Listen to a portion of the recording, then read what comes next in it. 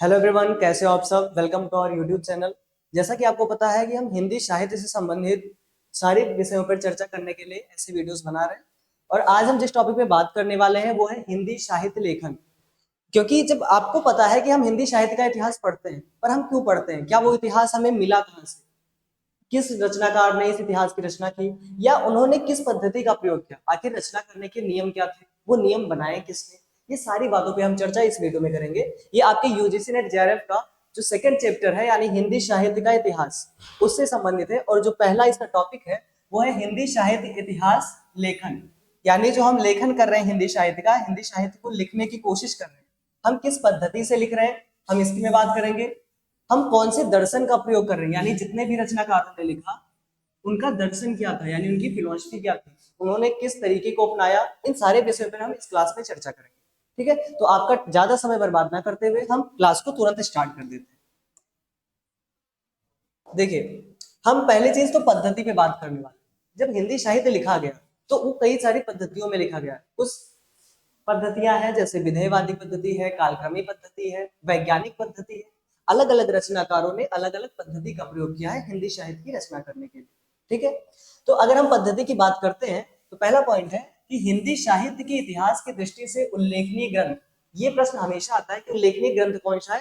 तो इस बात को हमेशा याद रखना कि जो भक्तिमाल है वो उल्लेखनीय ग्रंथ आता है जब हिंदी साहित्य के हम इतिहास की दृष्टि से देखते हैं। हम सबको पता है, हम सबने पढ़ा है कि गारसा दत्ताशी का जो पहली पुस्तक है इस्तिवार दलाल लित्रुत्तर एंदुई हिंदुस्तानी, उसको पहली रचना माना जाता है। लेकिन उससे पहले भी ये रचनाएं हमें मिली है, हिंदी साहित्य की झलक हमें मिली है। वो मिली है हमें भक्ति काल में मिली है। ठीक, गोकुलनाथ की जो रचना है, हम सब जानते हैं कि 84 पैटर्न की वार्ता, 252 पैटर्न की वार्ता, इन दोनों रचनाओं में हमें हिंदी साहित्य लेखन का एक झलक मिलता है।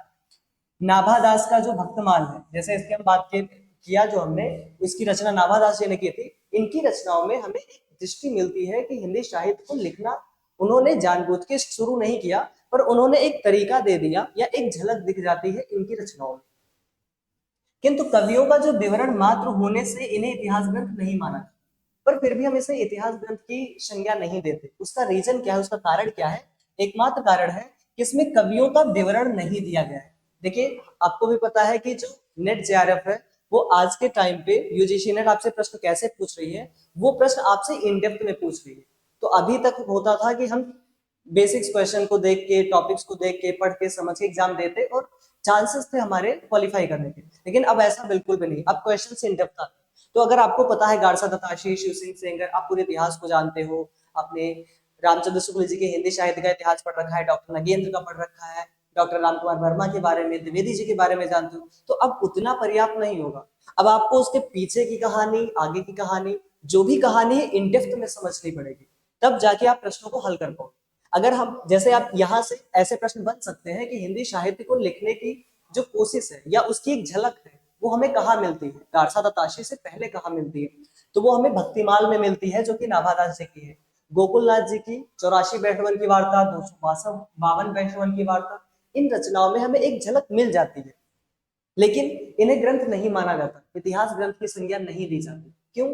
क्योंकि इसमें केवल कवियों का विवरण दिया गया, कवियों का नाम दे दिया गया, बस उनके बारे में कुछ नहीं बताया गया। ना हमें कवियों की रचनाओं को खास इंगित किया गया, ना हमें कवियों का कालक्रम बताया गया। तो जब हमें ये चीजें पता ही नहीं है, जाति नहीं पता, वातावरण नहीं पता, कौन सा रचनाकार किस परिप्रेक्ष्य में लिख रहा है, क्यों लिख रहा है, उसकी सामाजिक परिस्थिति उस युग की कैसी है, तदयुगीन सामाजिक परिस्थिति, तदयुगीन राजनीतिक परिस्थिति कैसी है, वो समाज कैसा है, परिवेश कैसा है, अगर हम इसको नहीं जान पाते तो फिर हमें इस इतिहास ग्रंथ लिखने का कोई ध्येय नहीं मिलता, हमें कोई उद्देश्य नहीं मिलता। और इसी कारण से इसे इतिहास ग्रंथ की संज्ञा नहीं दी जाती, उसे उस संज्ञा से वंचित रखा गया है। हिंदी साहित्य के इतिहास लेखन की 4 पद्धतियां मुख्य रही। अब जो दूसरा चीज हमें जानने की जरूरत है कि हिंदी साहित्य लेखन की पद्धतियां, तो वो 4 पद्धतियां हैं। कौन कौन सी पद्धतियां हैं हम उस पर बात करने जा रहे हैं। देखिए, पहला पद्धति है वर्णानुक्रम पद्धति। अब देखिए, ये 2 वर्ड से मिलकर बना है, एक लिखा है वर्ड और एक लिखा है अनुक्रम।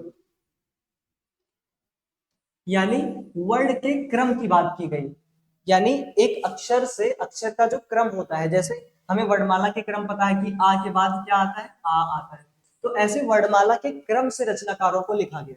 जैसे आप अगर उदाहरण देखना चाहें तो जैसे तुलसीदास, चिंतामणि, केदारनाथ सिंह, अगर 3 रचनाकार हैं और इस पद्धति में कोई रचनाकार इतिहास ग्रंथ लिखने की कोशिश कर रहा है, प्रयास कर रहा है, तो वो क्या करेगा, वो पहले लिखेगा केदारनाथ, क्योंकि जो का वर्ड है वो पहले आता है, उसके बाद चा वर्ड उसके बाद में आता है, तो उसके बाद चिंतामणि को रखेगा, उसके बाद ता वर्ड आता है तो उसके बाद तुलसीदास जी को रखेगा। ठीक, अगर और भी बात करें, बिहारी की बात करें तो उसके बाद आएंगे, जैसे बिहारी है, आप यहीं पे देख लो कि अगर बिहारी दास जी भी है तो उनको, क्योंकि वो बा में आ रहा है, यानी पा वर्ग में आ रहा है, जब आप वर्णमाला में कवर्ग चवर्ग टवर्ग त्वर्ग और पढ़ोगे तो उसमें आप इसको आसानी से समझ पाओगे, इनके क्रम को समझ पाओगे। तो अगर ऐसे रचनाकारों को हम इस तरीके से वर्ड से करेंगे तो आपको क्या लगता है, क्या हम एक अच्छा इतिहास ग्रंथ दे पाएंगे?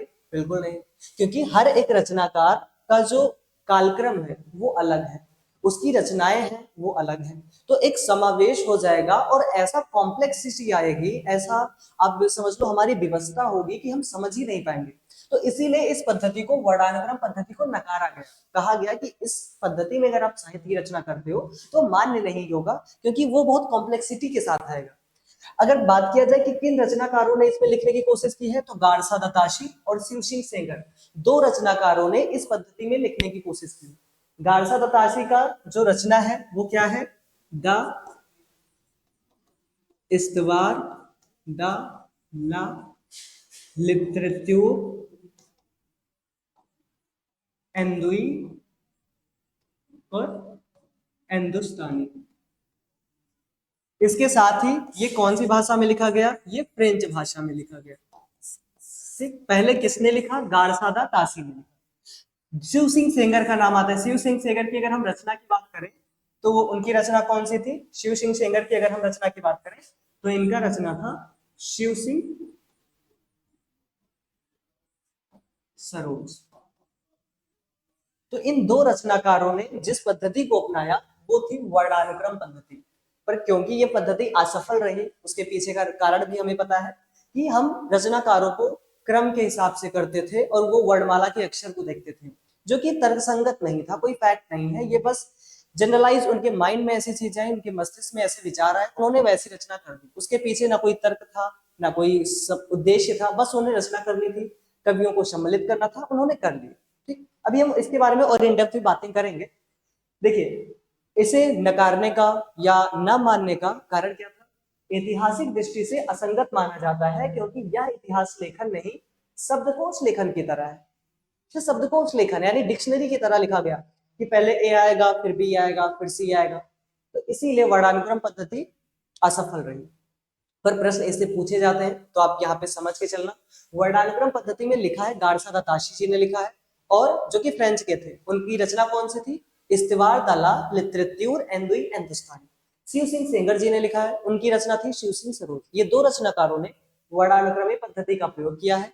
वर्णानुक्रमी पद्धति में क्या होता है कि हम वर्णमाला के अक्षरों के क्रम से रचनाकारों को अपने इतिहास ग्रंथ में सम्मिलित करते हैं। ऐतिहासिक दृष्टि से ये असंगत माना गया, क्योंकि ये शब्दकोश की तरह लिखा गया, इसके पीछे कोई तर्क नहीं था। उनका मंतव्य क्या था कि रचनाकारों को सम्मिलित करना, उनके पीछे उसका जो तर्क चाहिए वो नहीं क्लियर था, वो स्पष्ट नहीं था, इसलिए इसे नकार दिया गया। ठीक, अब अगर हम आगे बात करते हैं कि अगली पद्धति कौन सी है, हम वर्णानुक्रम पद्धति की बात अगर बात करें तो दूसरी पद्धति है कालानुक्रम पद्धति, यानी हम काल का क्रम देखते हैं इसमें, काल। इस पद्धति में हमने हिंदी साहित्य को लिखने का प्रयास किया। रचनाकारों का विवरण उनके काल यानी समय के क्रम से दिया जाता था। इस पद्धति में रचनाकार की जन्मतिथि को आधार बनाया जाता था, यानी कोई रचनाकार अगर पहले पैदा हुआ तो उसका नाम पहले आएगा, उसके बारे में उसकी रचनाएं पहले आएंगी। अगर कोई रचनाकार की जन्मतिथि बाद की हो तो वो बाद में आएगा। ये पद्धति है काल, जैसे आप नाम से भी समझ सकते हो, वर्णानुक्रम में क्या था, वर्णमाला के अक्षर के वर्ड के क्रम से, इसमें काल के क्रम से यानी जन्मतिथि के क्रम से किया गया। अगर रचनाकारों की बात करें तो जॉर्ज ग्रियर्सन और मिश्र बंधु ने इसका प्रयोग किया है। यद्यपि ग्रियर्सन में विधेयवादी पद्धति के कुछ आरंभिक सूत्र भी मिलने लगते हैं। देखिए, जॉर्ज ग्रियर्सन ने ही विधेयवादी पद्धति की शुरुआत भी की, आप मान सकते हो, या ऐसा कहा जा सकता है कि जो विधेयवादी पद्धति है जो कि तर्कसंगत है, काफी हद तक तर्कसंगत है, जो सभी लेखकों द्वारा काफी हद तक मान्य भी है, इस पद्धति का प्रयोग सर्वप्रथम गार्सारा तासी जी ने किया था। मिस्र बंधुओं ने भी इसका प्रयोग किया, लेकिन ये कालक्रम पद्धति ठीक विधेयवादी पद्धति का है, वो अभी हम आगे बात करेंगे, उसके बारे में चर्चा करेंगे। ग्रेयर्सन जी और मिश्र बंधु विनोद इनकी रचना है। तो इन लोगों ने जो पद्धति का प्रयोग किया वो कालानुक्रम पद्धति थी। इतिहास लेखन की दृष्टि से इसे भी अधूरा समझा, परंतु इतिहास की दृष्टि से, लेखन की दृष्टि से ये भी नकारा गया। क्यों नकारा गया? क्योंकि इस पद्धति से लिखे ग्रंथ भी वर्णानुक्रम पद्धति की तरह कवि वृत्त संग्रह मात्र होते थे। ध्यान से समझना आप इस चीज को, कवि वृत्त संग्रह मात्र होते थे ऐसी रचना, क्योंकि कवियों के कालक्रम के अनुसार उन्हें रखा गया, जबकि कवि की जो रचनाएं होती है उसका परिप्रेक्ष्य अलग होता है, उनका वातावरण अलग होता है। तो सबको आप एक कालक्रम के अनुसार अगर ढालेंगे तो ये सही तरीका नहीं होगा। आप बांट दोगे प्रारंभिक काल, मध्यकाल, आधुनिक काल। अब ऐसे बांटने से आपको क्या लगता है, क्या एक तर्कसंगत तरीका है, क्या एक सही तरीका है, सटीक तरीका है इतिहास लेखन की पद्धति अपनाने का? बिल्कुल नहीं। इसीलिए इस पद्धति को भी पूरी तरह से नकारा गया। ठीक है, अब अगर हम आगे बात करें कि जो पद्धति हमारे सामने आती है वो है वैज्ञानिक। वैज्ञानिक पद्धति में क्या है कि तर्क की बात की गई। यहाँ पे आप चीज देखिए, तर्क की बात की गई, तर्क का मतलब है फैक्ट की बात की गई। अब हमने किसी भी रचनाकार को पहले रखा, बाद में रखा, तो उसके पीछे हमने एक तर्क दिया।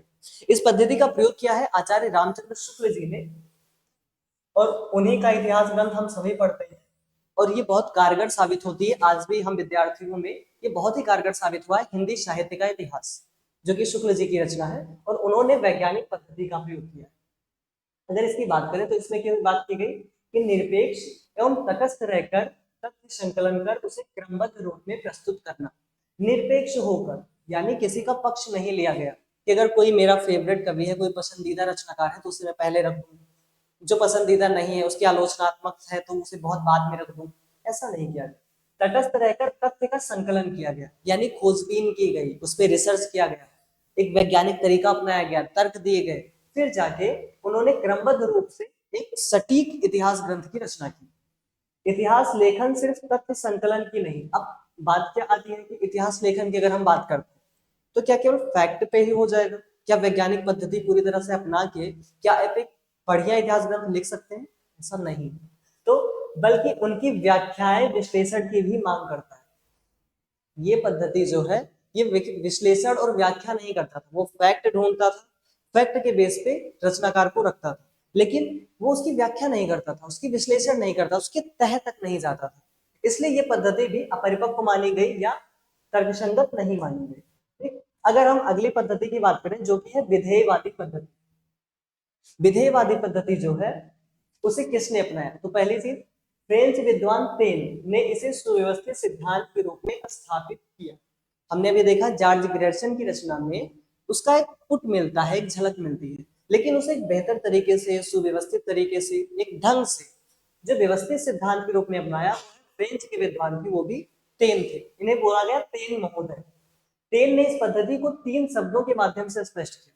टेन ने कहा कि जाति, वातावरण और क्षण विशेष, ये 3 इंपॉर्टेंट फैक्टर हैं, यानी 3 महत्वपूर्ण बिंदु हैं, घटक हैं, जो हमें जब भी हम साहित्य का इतिहास लिखते हैं, वो कोई भी साहित्य हो, हिंदी साहित्य हो, संस्कृत का साहित्य हो, आपकी अंग्रेजी का साहित्य हो, किसी भी भाषा के साहित्य को अगर हमें लिखना है तो हमें 3 फैक्टर, 3 महत्वपूर्ण बिंदुओं पर चर्चा करनी पड़ेगी, उस पर खोजबीन करनी पड़ेगी, उन्हें समझना पड़ेगा। पहली तो जाति, उस जाति का परिप्रेक्ष्य क्या है, वातावरण, परिवेश क्या है, समाज क्या है, राजनीति की स्थिति कैसी है, रचनाकार की स्थिति कैसी है, और एक क्षण विशेष, उस मोमेंटम की बात की गई कि किस क्षण विशेष में वो रचनाएं की गई। क्या ऐसी रचना का है या ऐसे रचनाकारों ने उस समय लिखा? जैसे आप भक्तिकाल की बात करो तो भक्तिकाल की अगर हमें थोड़ा सा उदाहरण लेके चलते हैं भक्तिकाल में, तो भक्तिकाल की रचना क्यों हुई, आखिर ऐसी जरूरत क्या थी? जब आप पढ़ोगे, हम उस क्लास में, जब उस कक्षा में उसकी चर्चा करेंगे तो उसकी बात जरूर करेंगे। लेकिन भक्तिकाल की इसमें अगर थोड़ी सी झलक मैं आपको देना चाहूँ तो भक्तिकाल के रचनाकारों ने भक्ति, ईश्वर, इसकी उपासना क्यों की? उसकी वजह थी, पूरा जो समाज था वो मारकाट में जूझ रहा था, पूरे समाज में युद्ध लड़े जा रहे थे, राजा लोग लड़ रहे थे, मारकाट हो रही थी, विध्वंस हो रहा था। तो इस स्थिति में ईश्वर के पास जाने के अलावा हमारे पास कोई भी ऑप्शन नहीं था, आप कह लो हमारे पास कोई विकल्प नहीं बचा था।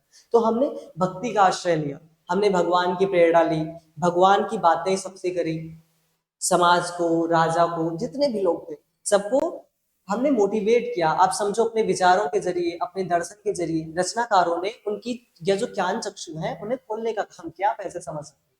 ठीक? तो ये सारी चीजें महत्वपूर्ण है विधेयवादी पद्धति में, जो कि तेन महोदय ने इस ओर इंगित किया।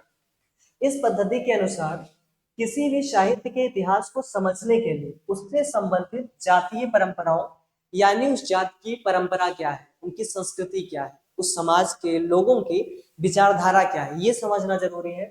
राष्ट्रीय और सामाजिक वातावरण, राष्ट्रीय माहौल कैसा है, सामाजिक माहौल कैसा है, सामायिक परिस्थिति कैसी, यानी क्षण विशेष की, यानी उस समय की परिस्थिति कैसी है, क्या उस समय युद्ध हो रहे हैं कोई, या ऐसा माहौल है कि बहुत सुखमय जीवन जिया जा रहा है।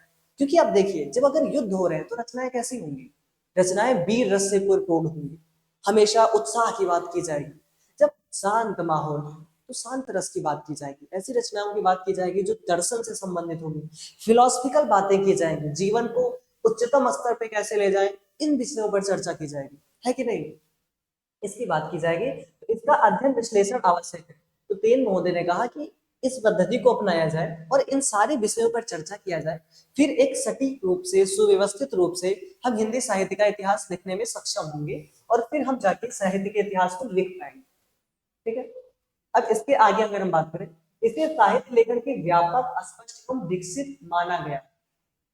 ये सच बात भी है कि जब आप इतनी विषयों पर चर्चा करेंगे, इतने बिंदुओं पर विचार करेंगे, तो ये इतिहास का व्यापक तरीका होगा इतिहास को लिखने का, और लिखने से पहले इतिहास को स्वयं समझने का। जो भी रचनाकार लिखने जा रहा है उसके पीछे वो मनस्थिति उसकी अच्छी हो सके, सुव्यवस्थित ढंग हो सके, वातावरण को समझ सके, सामाजिक परिप्रेक्ष्य को समझ सके, फिर वो रचना करे। ठीक। सर्वप्रथम रामचंद्र शुक्ल ने इस पद्धति का प्रयोग किया। देखिए, शुक्ल जी की पद्धति को वैज्ञानिक पद्धति भी कहा जाता है और विधेयवादी पद्धति भी कहा जाता है। ठीक है, लेकिन विधेयवादी पद्धति इसमें माना गया कि शुक्ल जी की जो पद्धति थी वो विधेयवादी पद्धति थी। वैज्ञानिक पद्धति से भी मिलता जुलता है, लेकिन वो पूर्णतः वैज्ञानिक पद्धति नहीं। जैसे अभी मैंने पिछली बार आपको बताया था कि शुक्ल जी की जो पद्धति है वो वैज्ञानिक पद्धति है, लेकिन वो एक्चुअल में वैज्ञानिक, मेरे कहने का तरीका पूर्णतः वैज्ञानिक का होगा था कि मिलता जुलता है विधेयवादी पद्धति से। ठीक है। उसके बाद रामस्वरूप चतुर्वेदी, बच्चन सिंह आदि साहित्य इतिहासकारों ने इस पद्धति को आगे बढ़ाया। शुक्ल जी ने अपनी रचना इस पद्धति में की। उन्होंने अपने इतिहास ग्रंथ में वातावरण की बात की, जाति की बात की, संस्कृति की बात की, सामाजिक, राजनीतिक, धार्मिक परिप्रेक्ष्य की बात की, सारे बिंदुओं पर उन्होंने चर्चा की। उसके बाद इस गाड़ी को या इस सफर को किसने आगे बढ़ाया? चतुर्वेदी जी ने, रामस्वरूप चतुर्वेदी, बच्चन सिंह, इन इतिहासकारों ने इसे आगे बढ़ाया।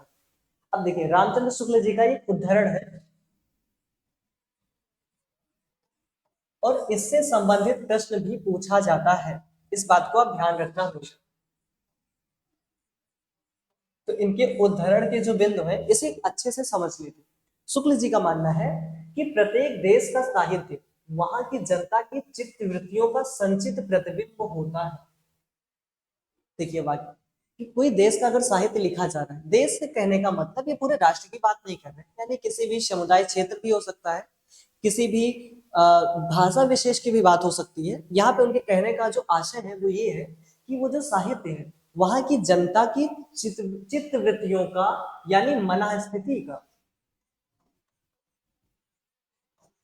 संचित प्रतिबिंब होता है। जैसे मैंने अभी कुछ देर पहले इस पर चर्चा की कि अगर माहौल लड़ाई वाला है तो वीर रस की बात की जाएगी, अगर बहुत मारकाट हो गया, संहार हो गया, तो भगवान की शरण में जाएंगे, तो भक्ति रस की बात की जाएगी। लेकिन अगर सुखमय जीवन चल रहा है, राज्य में सब कुछ बढ़िया है, लोग प्रेम से रहते हैं, तो शांत रस की बात की जाएगी, दर्शन की बात की जाएगी, जीवन को उच्च स्तर पे कैसे ले जाए इसकी व्याख्या की जाएगी। तो शुक्ल जी ने यही कहा कि प्रत्येक देश का जो साहित्य है वहां की जनता की चित्त वृत्तियों का संचित प्रतिबिंब होता है। आदि से अंत तक इन्हीं चित्तवृत्तियों की परंपरा को परखते हुए साहित्य परंपरा के साथ उसका सामंजस्य बैठना ही साहित्य कहलाता है। यानी शुरुआत से लेके अंत तक, आदि से अंत तक चित्तवृत्तियों की परंपराओं को परखते हुए, यानी मना स्थिति कैसी है उस समाज की, उस रचनाकार की, लोगों की, उस परिवेश की, उसको परखते हुए जब साहित्य परंपरा के साथ उसका सामंजस्य बिठाया जाएगा और एक रचना की जाएगी तो उसे साहित्य कहा जाएगा। और ऐसे रचनाकारों को हम नमन करते हैं। और शुक्ल जी के इस उद्धरण, देखिए ये आपके यूजीसी नेट में ये कई बार पूछा गया है, ये बहुत महत्वपूर्ण उद्धरण है, इसलिए मैं इसे समझा रहा हूँ। कि प्रत्येक देश का साहित्य वहां की जनता की चित्त वृत्तियों का संचित प्रतिबिंब होता है। आदि से अंत तक इन्हीं चित्त वृत्तियों की परंपरा को परखते हुए साहित्य परंपरा के साथ उसका सामंजस्य बैठना ही साहित्य कहलाता है। किसका उदाहरण है, किसका कथन है? शुक्ल जी का कथन है। और चतुर्वेदी जी ने अपने मंतव्य रखे, उन्होंने कहा कवि का काम यदि दुनिया में ईश्वर के कामों को न्यायोचित ठहराना है, कि कवि का काम अगर है कि ईश्वर के काम जो ईश्वर कर रहा है, प्रकृति जो हमें दे रही है, उसको न्याय के तराजू में तोल के देखना, उसे समाज को एक सकारात्मक दृष्टिकोण से समझाना, तो साहित्य के इतिहासकार का काम है। तो जो भी तो कह रहे हैं कि अगर कवि का ये कर्म होता है, ये कार्य होता है, ये प्रयोजन होना चाहिए, तो जो साहित्य का इतिहास लिखता है, वो हिंदी साहित्य हो या कोई भी भाषा विशेष का साहित्य हो, वो रचनाकार का काम क्या होगा? कवि के कामों को साहित्य इतिहास की विकास प्रक्रिया में न्यायोचित दिखा सकना, कि कवि का जो काम है, वो जो रचना कर रहा है, उसे साहित्य की दृष्टि से न्यायोचित दिखा सकना कि उसने जो रचना की वो साहित्य के दृष्टिकोण से परिपूर्ण है, परिपक्व है। ठीक, ये चतुर्वेदी जी की उदाहरण। ये दो बिंदु महत्वपूर्ण थे। उसके अलावा अगर हम अगले पॉइंट में बात करें, तो अगला जो हमारा बिंदु है वो है दर्शन। अब ये कोई फिलॉसफी की क्लास नहीं है, तो मैं आपको दर्शन नहीं पढ़ाने जा रहा हूँ, पर हाँ हम इससे बात करेंगे कि जो भी रचनाकार कोई भी विचारधारा रखता है, तो विचारधारा रखना ही दर्शन। दर्शन का मतलब क्या होता है, थोड़ी सी इस पे बात करेंगे। देखिए, दर्शन का मतलब हम आप सब समझते हैं देखना। क्या सच में यही होता है? बिल्कुल नहीं। दर्शन का मतलब देखना नहीं। देखना तो है, लेकिन हम आप देखते हैं, जैसे मैं देख रहा हूँ, अभी मेरे पास एक रूम है, मैं बोर्ड देख रहा हूँ, मैं सब कुछ देख रहा हूँ, सामने एक चेयर है, मैं उसे देख रहा हूँ, पर क्या यह दर्शन है? नहीं। दर्शन का तात्पर्य होता है कि वो देखना जो सामान्य चक्षु हमारे देख नहीं पाते, सामान्य नेत्रों से आप नहीं देख सकते। आप सच के पीछे का सच और झूठ के पीछे का झूठ हम सब देखते हैं, लेकिन सच के पीछे का झूठ और झूठ के पीछे का सच देखना, इसे बोलते हैं दर्शन। दर्शन सही गलत कुछ भी नहीं कहता। दर्शन कभी नहीं कहता कि तुम गलत है वो गलत। वो जानता है कि कोई भी परिपूर्ण नहीं हो सकता, कोई भी ऐसा नहीं हो सकता कि उसे हम परफेक्ट कह दें, परिपूर्ण कह दें, परिपक्व कह दें। अगर कोई बहुत अच्छा है तो बुरा भी है, बहुत बुरा है तो अच्छा भी है। तो दर्शन देखता है कि एक मनुष्य है तो वो मनुष्य है, ये वातावरण प्रकृति है तो प्रकृति है। ये नहीं कहता कि ये अच्छा है या ये बुरा है। अगर धर्म की बात करें, तो दर्शन कभी नहीं कहता कि ये धर्म अच्छा है या ये धर्म बुरा है। दर्शन बस कहता है कि हाँ, वो धर्म में इतनी अच्छाइयां हैं, कुछ बुराइयां हैं। वो ऐसे बातें करता है। तो दर्शन का तात्पर्य होता है कि जो जैसा है उसे वैसे देख लेना, बिना किसी फिल्टर लगाए। जैसे आज के टाइम पे क्या होता है, सब इंस्टाग्राम पे फिल्टर्स लगा लगा के फोटोज अपलोड करते हैं, पर दर्शन ये नहीं कहता। दर्शन कहता है बिना फिल्टर की चीजों को देखना, रॉ देखना, एक सटीक तरीके से देखना, एनालाइज कर लेना, उसका विश्लेषण कर लेना, उसकी व्याख्या करना, उसे बोलते हैं दर्शन। हम इस पे चर्चा करेंगे कि हिंदी साहित्य के जो रचनाकार हैं, जो रचना करते हैं, वो किस दर्शन को अपनाते हैं, उनकी विचारधारा क्या है, उसकी बात करें। जिस प्रकार साहित्य की परंपरा का अध्ययन साहित्य इतिहास लेखन के माध्यम से होता है, कि साहित्य की परंपरा कैसी थी, इतिहास में कैसी थी, वर्तमान में कैसी है, मध्यकालीन स्थिति में कैसी थी। तो जिस प्रकार साहित्य की परंपरा का अध्ययन हम कब करते हैं, साहित्य के इतिहास में करते हैं, उसी प्रकार साहित्य इतिहास लेखन का, उसकी परंपरा का अध्ययन, इस साहित्य इतिहास का लेखन कैसे किया गया, किस पद्धति से किया गया, उसकी परंपरा क्या थी, इसका अध्ययन हम किसमें करते हैं? साहित्य के दर्शन में करते हैं। साहित्य इतिहास दर्शन से अभिप्राय साहित्य के इतिहास लेखन में प्रयुक्त दृष्टिकोणों एवं विचारों का अध्ययन करने वाले विषय से। यानी जो दर्शन का तात्पर्य है कि किस विचारधारा से साहित्य का इतिहास लिखा गया, उसके पीछे का मंतव्य क्या था, रचनाकार कहना क्या चाहता है, वो वातावरण को कैसे प्रदर्शित कर रहा है, क्या वो उस वातावरण को, उस परिप्रेक्ष्य को एज इट इज जैसे वो है वैसे दिखा पा रहा है कि नहीं, या उसका कुछ अपनापन आ जाता है, या उसकी अपनी विचारधारा दिख जाती है, अपना स्वार्थ दिख जाता है, क्या ऐसा है? जैसे आप बात करो, हम बात करते हैं गोदान की, जो कि प्रेमचंद जी की। तो क्या प्रेमचंद जी ने गोदान लिखा है तो उसमें कुछ अपने एंगल से डाला है? नहीं। उन्होंने उस समाज में जैसे स्थिति थी किसानों की, वैसे लिख दिया। तो जब आप समाज के सत्य को इंगित करोगे, सत्य को दिखाओगे, तो हर कोई इससे कनेक्ट करेगा। रचनाकार सी आप किसी कोई कविता पढ़ते हो, कहानी पढ़ते हो, उपन्यास पढ़ते हो, या कोई मूवीज देखते हो, वो भी इसी में आता है, क्योंकि मूवीज एक कहानी होती है, स्टोरी होती है, उससे आप कनेक्ट करते हो, उन सारे इमोशंस को, भावों को आप समझते हो। उसका कारण क्या है? कारण बहुत सिंपल सा है कि जो रचनाकार लिखता है वो अपना बिंदु नहीं रखता है, वो उसका अपना बिंदु होता है, लेकिन वो एक ऐसे तरीके से लिखता है कि वो एक कम्युनिटी का बिंदु देता है, एक वर्ग का बिंदु देता है, एक समाज का बिंदु, एक देश का बिंदु, अपने वातावरण का बिंदु देता है, और इसी को बोलते हैं दर्शन, कि उसकी विचारधारा क्या है उस रचना का। नलिन विलोचन शर्मा, इनकी रचना है साहित्य इतिहास का दर्शन। ये प्रश्न आया है कि साहित्य इतिहास का दर्शन, इसके रचनाकार कौन है, यूजीसी नेट एग्जाम में। इसके हैं नलिन विलोचन शर्मा जी। ठीक, इन्होंने हिंदी साहित्य का इतिहास जो लिखा जिन रचनाकारों ने, उनके पीछे का दर्शन क्या है, दृष्टिकोण क्या है, बताने का प्रयास किया। मैनेजर पांडे की कृति है इतिहास एवं साहित्य दृष्टि, इनकी कृति है, यानी इतिहास जो लिखा गया उसके पीछे की साहित्य की दृष्टि क्या थी, यानी दृष्टिकोण। वही बातें हैं कि उन्होंने बताया कि बताने की कोशिश की है, प्रयास किया है कि उनकी विचारधारा क्या रही होगी रचना। अगला पॉइंट है, कॉलिंगवुड के अनुसार इतिहास दर्शन के जो जनक है वो वॉल्टेयर है। कॉलिंगवुड के अनुसार जो इतिहास का दर्शन है उसके जनक कौन है, वॉल्टेयर है, और सामान्यतः इन्हें ही माना जाता है। कुछ लोग कुछ और लोगों को मानते हैं, लेकिन कॉलिंगवुड किसे मानते हैं, वॉल्टेयर को मानते हैं। काफी लोग वॉल्टेयर को ही मानते हैं, कुछ लोग कुछ और भी नाम, वीत्से का नाम भी आता है, कुछ लोगों का मानना है, इसमें हम बात चर्चा करेंगे थोड़ी। वॉल्टेयर के कुछ बिंदुओं को देखते हैं। वॉल्टेयर के अनुसार इतिहास दर्शन इतिहास के चिंतन की विधि है। इतिहास दर्शन क्या है, इतिहास के चिंतन की विधि है, विचारों का चिंतन मनन करना। ये कैसी विधि है, इसमें इतिहासकार ऐतिहासिक घटनाओं को दोहराने की बजाय अपने विषय में चिंतन करता है।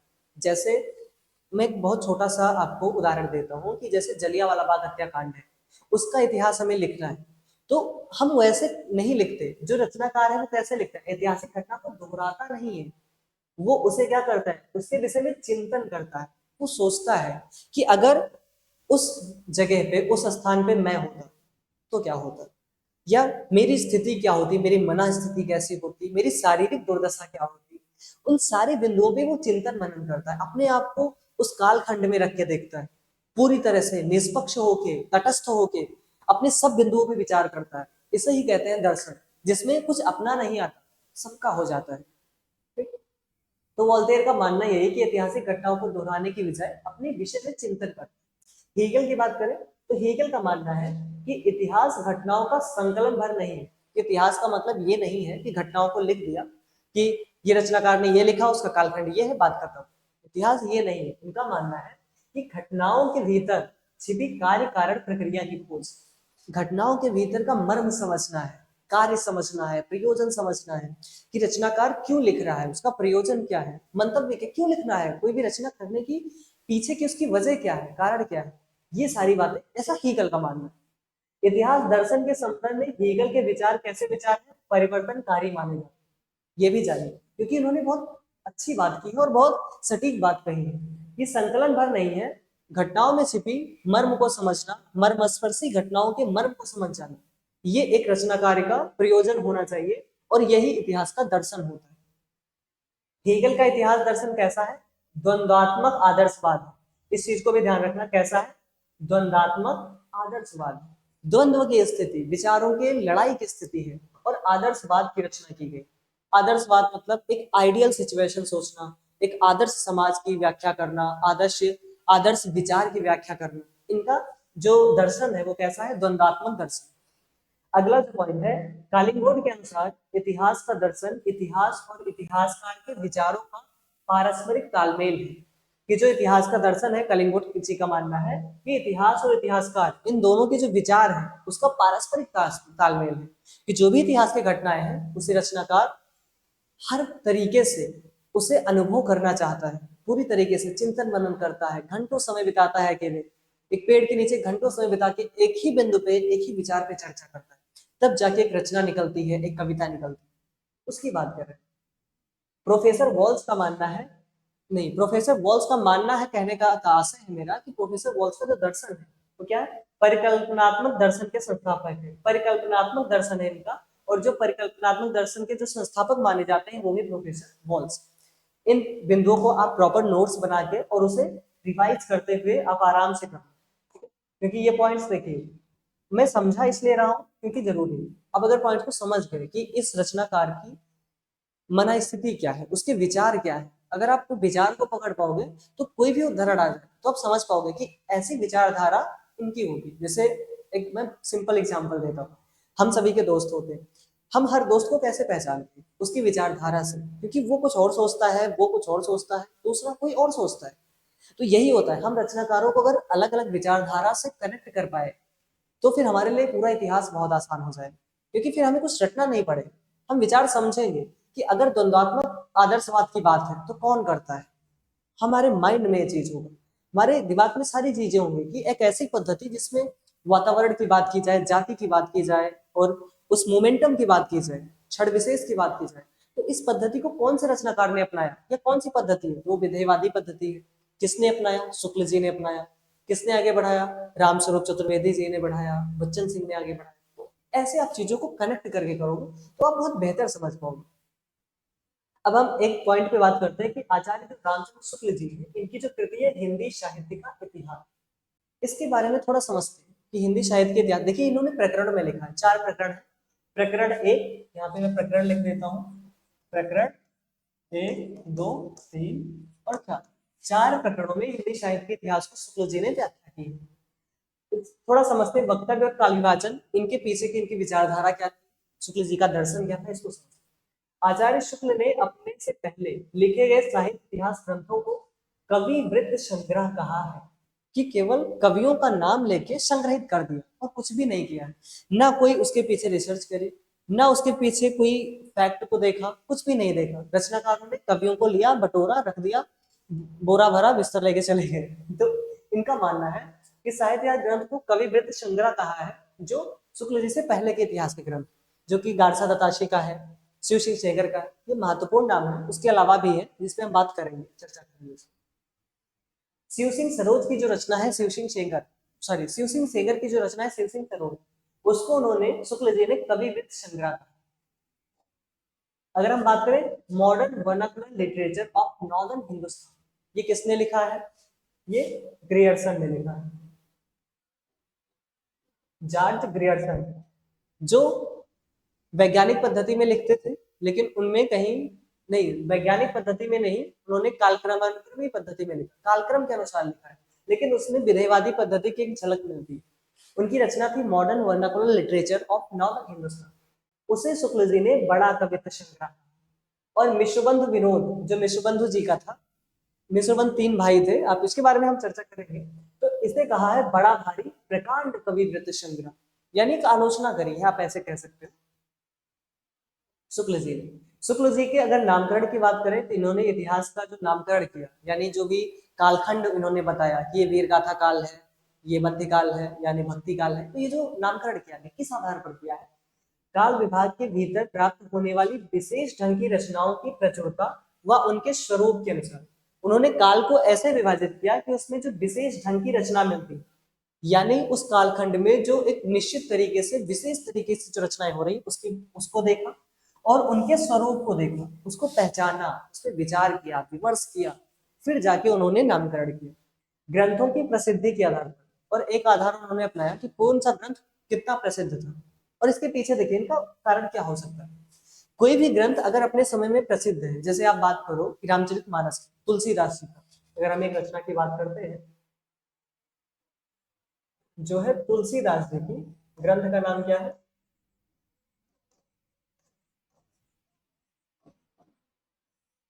अब देखिए ये हमेशा से लोकप्रिय रहा, आज भी हमारे बीच ये लोकप्रिय ग्रंथ है, ठीक। तो शुक्ल जी का क्या मानना था कि ग्रंथों की प्रसिद्धि के आधार पर उन्होंने नामकरण किया, कि अगर रामचरितमानस, मैं एक उदाहरण दे रहा हूँ, मैं कुछ भी कनेक्ट नहीं, संबंधित नहीं कह रहा, मैं बस आपको उदाहरण दे रहा हूँ कि रामचरितमानस है जो वो एक प्रसिद्ध लोकप्रिय ग्रंथ था, तब भी था, आज भी है। तो उसके पीछे वजह क्या रही होगी? उसकी समाज की जो बातें कही गई, सामाजिक परिप्रेक्ष्य की जो व्यंजना की गई, वो सब सटीक है, सही है। इसी को आधार इसीलिए इन्होंने माना क्योंकि जब कोई ग्रंथ प्रसिद्ध होता है तो एक समाज की वो मुखरबिंद होती है, पूरे समाज का जो समाज जो कहना चाह रहा है, बोलना चाह रहा है, वो पुस्तक बोल देती है, और इसीलिए वो प्रसिद्ध हो जाती है। तो शुक्ल जी ने क्या कहा कि ऐसे रचनाकारों को या नामकरण जब हम करेंगे तो इसी को आधार बनाएंगे। जैसे उन्होंने वीरगाथा काल कहा, तो उसके पीछे कहा कि जो रचनाएं हैं, रासो ग्रंथ है, ये सब वीरता की बात कर रहे हैं। तो जब वीरता की प्रचुरता है सारे ग्रंथों में, तो इस वजह से जो प्रथम काल होगा उसे वीरगाथा काल कहना उचित, इनका मानना था। उस पर बात करेंगे कि इस पे विवाद क्या हुआ, फिर उसका नाम आदिकाल रखा गया, द्विवेदी जी ने रखा, उस पर भी चर्चा करेंगे, आएंगे उस पर भी। अगले बिंदु की ओर अगर हम देखें किसी काल विस्तार को लेकर यूं ही पूर्व और उत्तर नाम देकर दो हिस्से कर डालना ऐतिहासिक विभाग नहीं कहला सकता। ये उन्होंने मिश्र बंधुओं पर कटाक्ष किया शुक्ल जी ने, क्योंकि मिश्र बंधु ने क्या किया था, प्रारंभिक काल कह दिया, मध्यकाल कह दिया, आधुनिक काल कह दिया, अलंकृत काल कह दिया, ऐसे उन्होंने रचनाओं का या इतिहास का विभाजन कर दिया। शुक्ल जी ने कहा कि किसी काल विस्तार को लेकर यूं ही आपने पूर्व कह दिया, उत्तर कह दिया या नाम दे दिया और उसे हिस्से में डाल दिया, ये पूर्व मध्यकाल है, ये उत्तर मध्यकाल है, ये पूर्व ऐसा युग है, तो ये न्याय उचित नहीं है। इनका मानना था इसमें कोई भाव नहीं है, कोई तर्क नहीं है, इसीलिए उन्होंने उसे नकारा।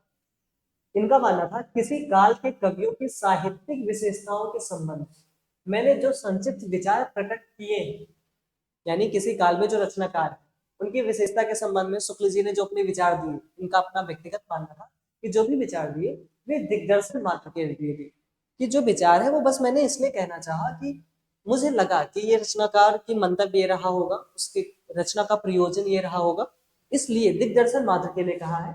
इतिहास की पुस्तक में किसी कवि की पूरी या अधूरी आलोचना भी नहीं हो सकती। इनका मानना था कि जो भी बातें मैंने कही, जैसे मैं किसी भी रचनाकार के खिलाफ कह रहा हूँ, जैसे यहाँ पे कह रहा हूँ मैं कि मिश्रबंध विनोद, मतलब नाम सीधा नहीं लिया लेकिन उसे इंगित किया कि पूर्व और उत्तर नाम देके इतिहास विभाजित करना ये सही तरीका नहीं है, शुक्ल जी ने कहा। फिर इन्होंने कहा कि ये दिग्दर्शन मात्र के लिए मैं कह रहा हूँ, ये बस एक दर्शन देना चाह रहा हूँ, एक मैं आपको गाइड कर रहा हूँ, मार्गदर्शन कर रहा हूँ कि ऐसा नहीं हो सकता, मेरा विचार है, लेकिन इसमें किसी पुस्तक की आलोचना, किसी रचनाकार की आलोचना, ये मेरा मंतव्य नहीं है, वो मैं नहीं करना चाहता, क्योंकि किसी इतिहास ग्रंथ में आलोचना नहीं की जा सकती, नहीं करनी चाहिए, ये तर्कसंगत नहीं है, या फिर ये किसी भी तरह से आप उसे उचित नहीं ठहरा सकते। ये शुक्ल जी का कथन है। इनका और कथन क्या है, आधुनिक काल में गद्य का आविर्भाव सबसे प्रधान साहित्यिक घटना, क्योंकि हम सबको पता है कि जो आदिकाल है, पूर्व मध्यकाल या उत्तर मध्यकाल जिसे कहते हैं भक्ति काल, रीति काल, आधुनिक काल, इन सब में क्या हुआ है, हमेशा काव्य की रचनाएं की गई। गद्य तो बहुत बाद में आया, आधुनिक काल में जब भारतीय हरिश्चंद्र जी की एंट्री होती है, या आप समझो जब भारतीय हरिश्चंद्र जी का पदार्पण होता है, क्योंकि उन्हें गद्य गद्य का जनक कहा जाता है, उनसे ही गद्य की शुरुआत होती है कि नहीं। तो उन्होंने कहा कि जो गद्य का आविर्भाव हुआ है आधुनिक युग में, ये बहुत बड़ी साहित्यिक घटना है, इसने बहुत कुछ बदल दिया, क्योंकि लोगों को लगता नहीं था, उन्हें लगता था कि काव्य के माध्यम से ही विचार प्रकट कर सकते हैं, महाकाव्य लिख डाला, काव्य में ही लिख दिया। तो उन्होंने कहा कि नहीं, हम गद्य के जरिए लिख सकते हैं, और गद्य जो है वो ज्यादा आप प्रभावी होगा, प्रभावी सिद्ध हुआ भी, का जो कथन था वो सही सिद्ध भी हुआ। वर्तमान लेखकों और कवियों के संबंध में कुछ लिखना अपने सिर एक बात, एक बला मोल लेना ही समझ पड़ता था। इनका मानना है कि अगर वर्तमान लेखक और कोई कवि है, उसके संबंध में कुछ लिख दिया मैंने, तो अपने सिर पर एक बला मोल लेना है, क्योंकि वो भी आपकी आलोचना करेगा, कटाक्ष करेगा आपकी बातों को। इनका मानना है। देखिए सारे उदाहरण आपके लिए महत्वपूर्ण है, क्योंकि अब प्रश्न में कैसे आते हैं कि शुक्ल जी के उदाहरण बताइए, आपको 4 ऑप्शन दे देंगे। नहीं, अब तो ज्यादा प्रभावी प्रश्न आता है कि एक ऐसे आपको उदाहरण दे देंगे, फिर कहेंगे ये उदाहरण किस ग्रंथ से लिया गया है। प्रश्न ऐसे भी आता है, क्योंकि नेट वाले इन डेप्थ क्वेश्चन पूछते हैं, एनडीए वाले, आपको भी पता है, अगर आपने एग्जाम दिया है और नहीं दिया है तो भी आप प्रीवियस ईयर पेपर देखोगे, आपको तुरंत आइडिया लग जाएगा। तो इन डेप्थ क्वेश्चन की बात करते हैं, इन डेप्थ अंडरस्टैंडिंग की बात करते हैं, तो इसीलिए उदाहरण दे देंगे, आपको रचनाकार का नाम पूछ लेंगे कौन से इतिहास ग्रंथ से है, या ऐसे भी पूछ सकते हैं कि ऐसे ही उन्होंने पूछ लिया, मान लीजिए इसकी बात करते हैं कि मेरा उद्देश्य अपने साहित्य के इतिहास का एक पक्का और व्यवस्थित ढांचा खड़ा करना था, ना कि कवित्व कीर्तन करना। ये इनका मानना है कि मैं कवियों की कीर्तन नहीं कर रहा, उनकी बड़ाई नहीं कर रहा, या उनकी आलोचना नहीं कर रहा, मेरा बस एक ही उद्देश्य है कि मैं एक व्यवस्थित ढांचा दे दूं अपने इतिहास ग्रंथ का, अपने हिंदी साहित्य का, इनका मानना है। तो ऐसे दे दिया जाए प्रश्न कि ये जो उदाहरण है, ऐसे दिया गया कि मेरा उद्देश्य अपने साहित्य के इतिहास का एक पक्का और व्यवस्थित ढांचा खड़ा करना था, ना किसी कवि कीर्तन करना। यह उदाहरण किस पुस्तक से लिया गया है, या यह उदाहरण जिस पुस्तक से लिया गया उसकी रचना कब हुई। तो अब जब आप समझ पाओगे कि ये किसने लिया, शुक्ल जी का है, शुक्ल जी ने कौन सी पुस्तक लिखी, हिंदी साहित्य का इतिहास लिखा, कब हुआ ये प्रकाशित, 1929 ईस्वी में, तब आप बता पाओगे। और भी प्रश्न इससे बन सकता है, ये उदाहरण किसने लिखा, किसका है, तो शुक्ल जी का है।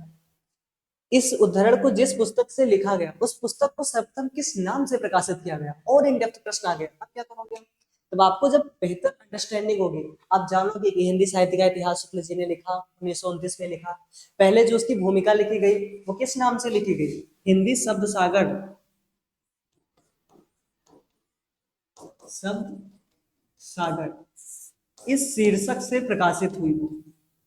तो जब आपके अंदर इस इन डेप्थ अंडरस्टैंडिंग होगी तब आप बेहतर समझा पाओगे और प्रश्नों को कॉन्फिडेंट होकर आप कर पाओगे, राइट?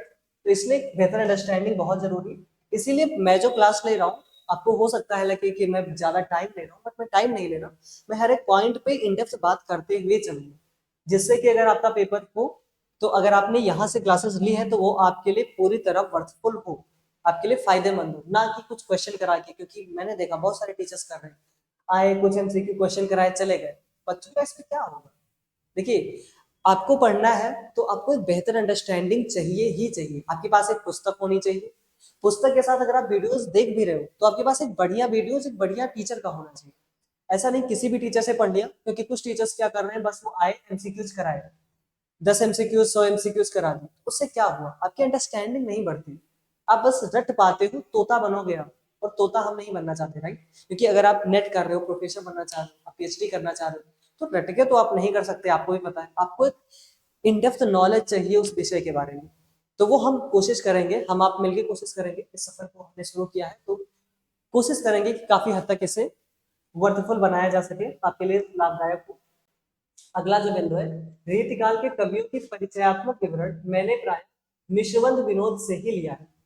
शुक्ल जी खुद ही कहते हैं कि जो रीतकाल के कवियों के परिचयात्मक विवरण है, यानी रीतकाल के कवियों का जो विवरण लिया गया है, उनका परिचय, उनके इंट्रोडक्शन जो किया गया, वो मैंने मिश्रबंध विनोद से लिया है, जो कि मिश्रबंध जी की रचना है।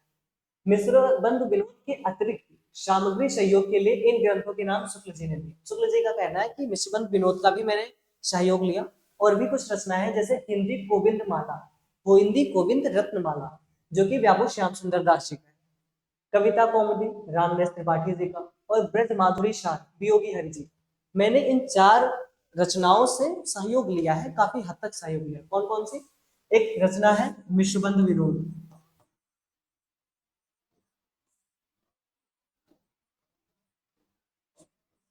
मिश्रबंध विनोद है। हिंदी गोविंद रत्नमाला, जो कि बाबू श्याम सुंदर दास का है।